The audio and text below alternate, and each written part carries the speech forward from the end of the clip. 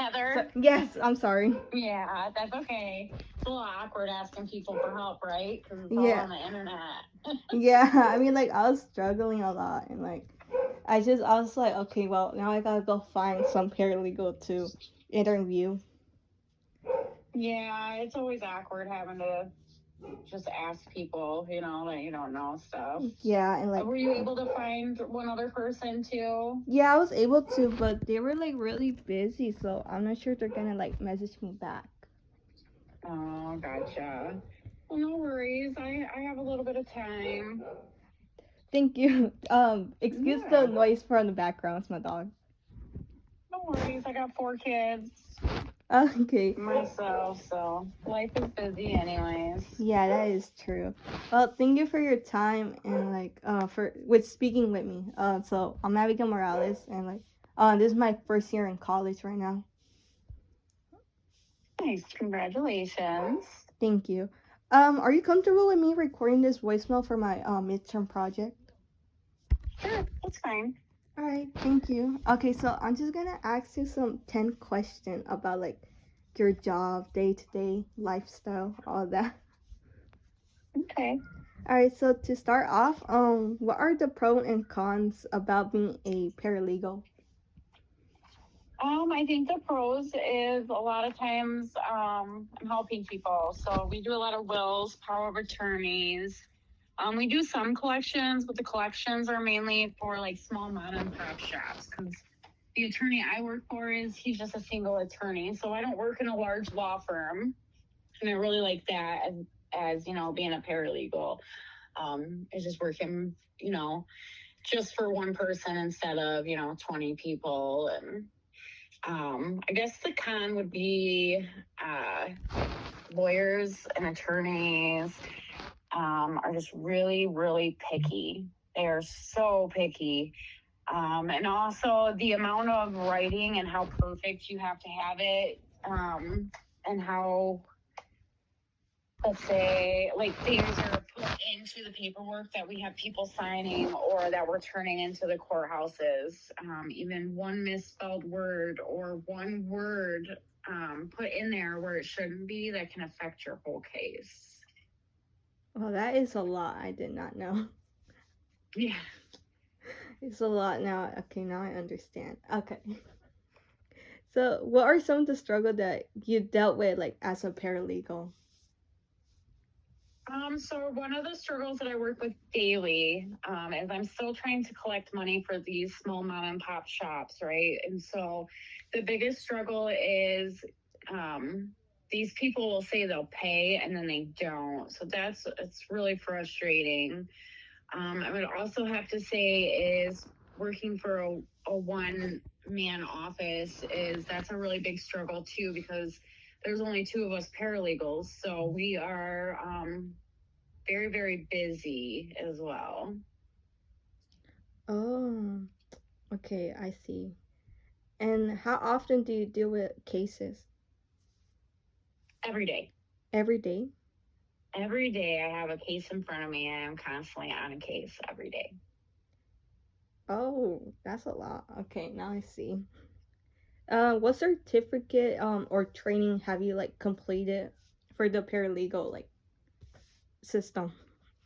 So I actually met the attorney I worked for like 10 years ago because my mom had went through him for his power of attorney, wills and trusts, and he had made a comment how he needed a legal assistant slash paralegal. And in the state of Michigan, you can be trained on the job to become a paralegal. You don't have to have a certificate. Oh, I didn't know that. Yeah. Okay, I should write that down. How long have you been working as a paralegal? 10 years. 10 years? Yep. It'll be 11 in July. Oh, Just next July. congratulations. Yeah. Thank you. And how much direct client contact do you have? So me and the other paralegal that we work together, we both have all of the main contact with the clients. And so we are the main source. We're the people that they see when they come in. We're the people that they talk to on the phones when they're calling to ask questions. We are their main contact until it's time for their attorney. And so the attorney bills more for his time and hours, right? And so when we talk to him or talk to the clients, it's less billable hours. So we try and help the clients in that way of, obviously we don't give them information that's only something an attorney can do.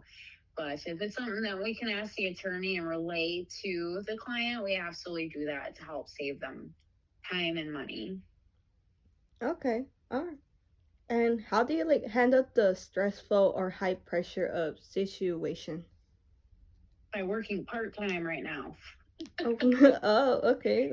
That's good for your health and all. Yeah, well, I work part time for him, and then also, to remember that when you're working in the office, that's what you're doing. You're working. You can have passion and care about your job. And, I really love the work that I do, but it's also important to remember that when you go home, not to carry all the stress with you. You can leave it in the office and pick it back up the next morning at 8 o'clock when you get there. Yeah, okay. I see. Okay, that is a lot. And what legal software do you use? So we currently do not use legal software. Okay. We do everything old school. So like we use Microsoft Word, Excel, and all of that for our day-to-day and billing. And that's how you collect the information, right? Yep. Or we write it down.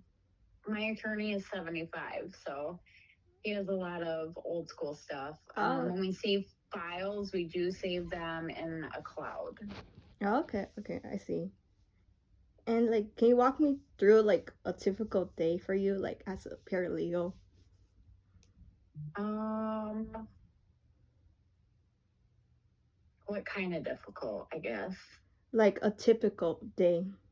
Oh, a typical. I thought you said difficult. No, no, no, no, no. I was like, I don't know how to explain that.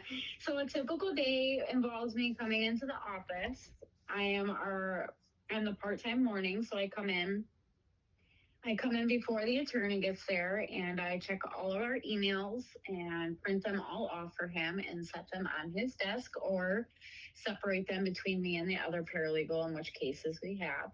I then check our phones for voicemails and messages, and then I will write those down on our phone log books and give those to the attorney as well. Then after that, me and him will go over the messages and the emails that we have and what he would like me to respond back to or give him some time to do. And then after that's done, I work on my cases while logging time. So I have something I called invoice sheets that are in Excel. And so anytime I work on a file, I make sure and put what I've done that day and the time and if it costs money. So if I file something, I have to put how much that costs. A lot of things are done by my file now, or also known as e-filing here in Michigan. And so I'll write that down of what was done. Any charges that were done on a card or through a bank account, I also make sure and put those on his desk for the day as well, so that he knows where his money is going in and out, which we call out of pockets. And then when we are done with that, towards the end of the day, I start closing everything out because our client's confidentiality is a huge part. So we always make sure and close out our computers and log off everything. Okay, well, that is a lot for one single day. Yeah, we have busy days. Once you do it for so long, though, it doesn't even feel busy. It just feels normal. Oh, really? Yeah. Oh, okay, well, What made you be interested in being a paralegal? well, I used to take criminal law back in high school for my whole high school year. And I seen like cases a lot.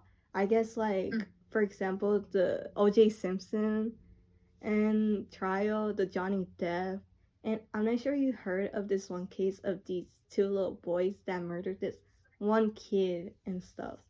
I'm like, okay, Oh man. yeah, it was back in the I guess United Kingdom, and I was like, okay, well this really interests me. And then like I guess also stories I heard of people being like framed for a crime they didn't commit. And I was like, okay, well, I want to do something like that, like defend these people that are framed for a crime they never committed. And Gotcha. yeah. So you want to work for a criminal attorney? Yes. Nice. It's definitely a hard job to have because you're helping those who committed the crime and you're helping those who didn't commit the crime either way. So that's a hard one. Props to you. Thank you. So the last one I have for you is how do you interact with attorneys, client, and courts? How do I interact with clients, attorneys, and courts? Yes. Okay, so attorneys, most of that is done via email for us, some phone calls. We set up for our attorney, but a lot of it's done through email. So when you're talking to another attorney, you want proof that you've talked to them, right? So when they go to court and they're like, well, we never agreed on this, or we never talked about that, you always want paper proof or some kind of proof that you've discussed these things.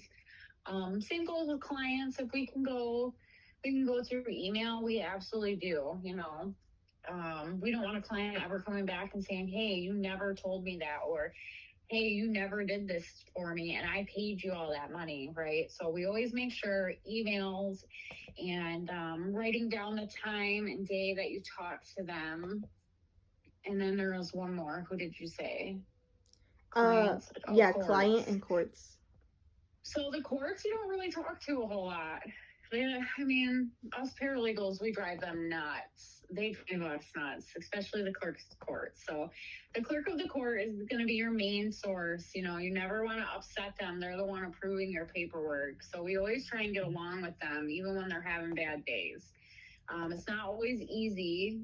And I'd have to say that's another one of the hardest part of the job too, because sometimes different courthouses, they expect different things. And so you have to call them and you're like, okay, so I realize this isn't your protocol for this courthouse, but what can what do I need to do to make sure this paperwork that I'm sending in is approved? Can you tell me your standards? Also, when a lot of things are done e-filing now, they can approve or reject them. And you never want your paperwork rejected because then it takes longer. Because sometimes it could take a week or 2 weeks for them to even look at the paperwork. And so then 2 weeks later, it's getting rejected. So you don't want that, right? So that sets us back 2 weeks. And that's a bad thing. And so making sure you communicate with them just about what their standards are and making sure you know each one, but also making sure that a lot of it's done via email as well, or we also call them as well. So yeah, that is a lot, because that's why I heard from other paralegals. It's like they will complain about something or like ask you why do you need all this information, and like they say it's a lot of work, it's a lot of stress dealing with people like that.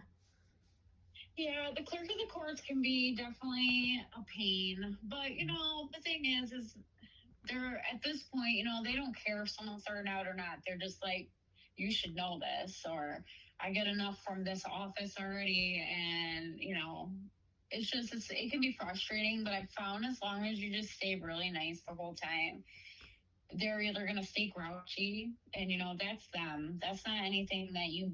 It's the to relay the information, and it's their job to provide the documents that is needed. As long as we are doing our job right, just let them be grouchy. Yeah. Wow. Okay. That's all I need to know. Okay, perfect. Thank you very much. Thank you for your time, and I hope I didn't bother you or anything. No problems. Well, thank you. Thank you for helping me with my midterm project. I hope you have a nice day. Thank you. Good luck. Thank you.